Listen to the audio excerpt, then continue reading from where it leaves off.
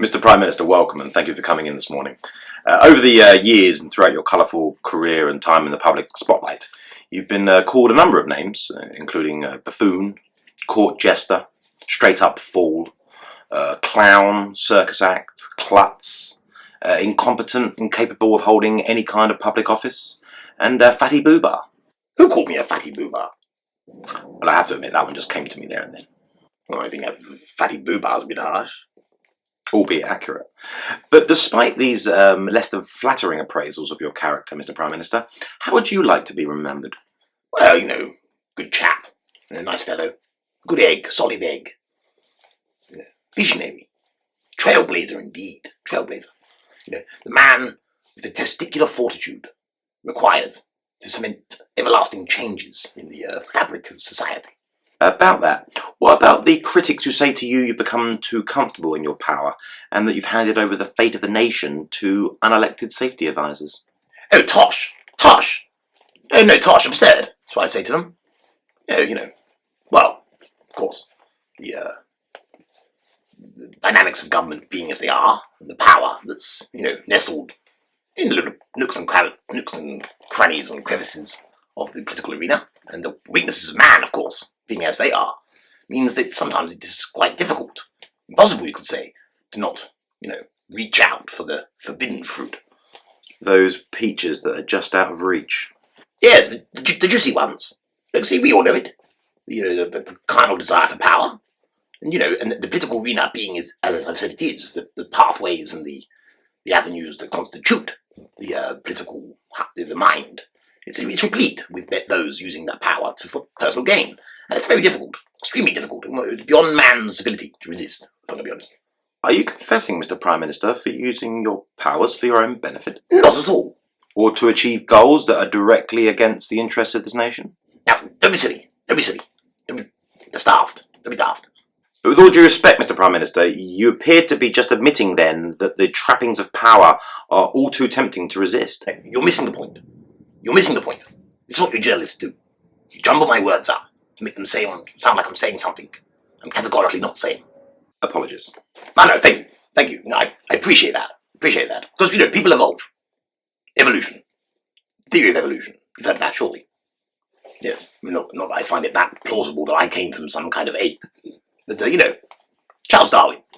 Interesting fact about Charles Darwin. He didn't want to go to church to sing all creatures great and small with his wife and family when he discovered a certain wasp that lays its live eggs inside the live grub of a caterpillar of some sort, and then the wasp grows and eats the caterpillar from inside out, which, is pretty darn rude.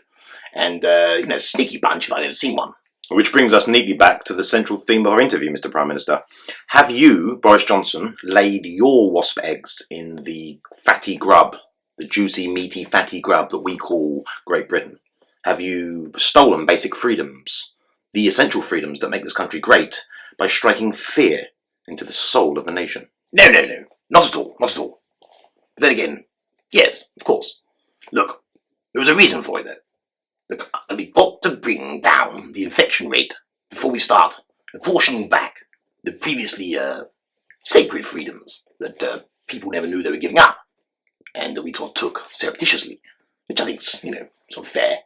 But, look, I don't play games with public health. Chris Whitty, fantastic bloke. Van Tam, the glasses, charming fellow. Look, these are experts. They really know their stuff. They might not be elected. Isn't that a problem?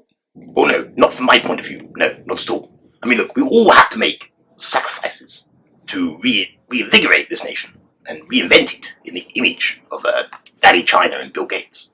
Excuse me?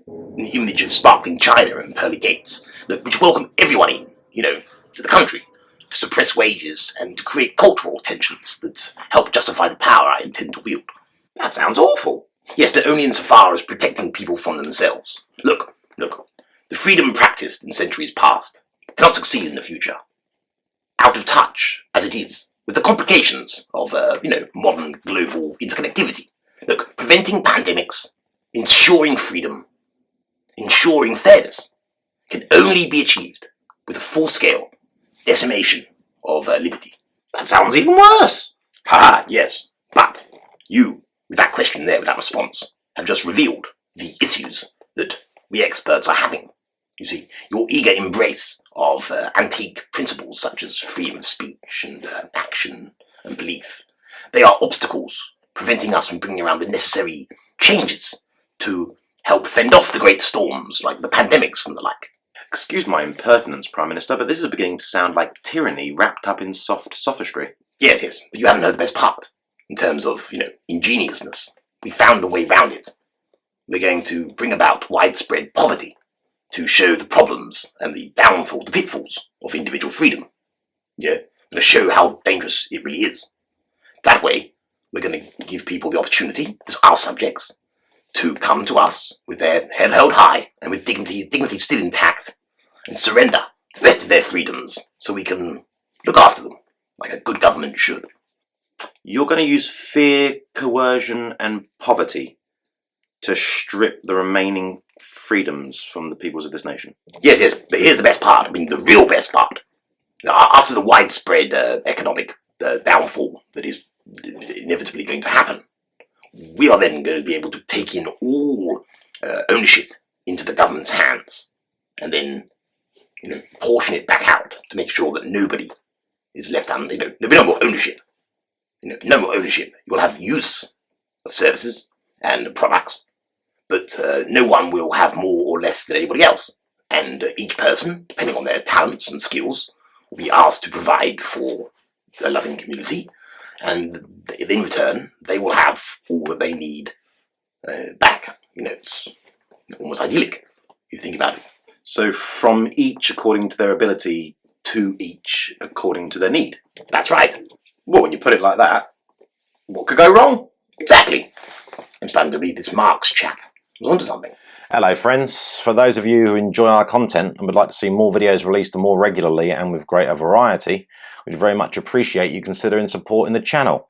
I've left 2 links in the description box below, one to Patreon, where you can sign up for monthly support, and one for PayPal, where you can make a singular donation if that would be your inclination.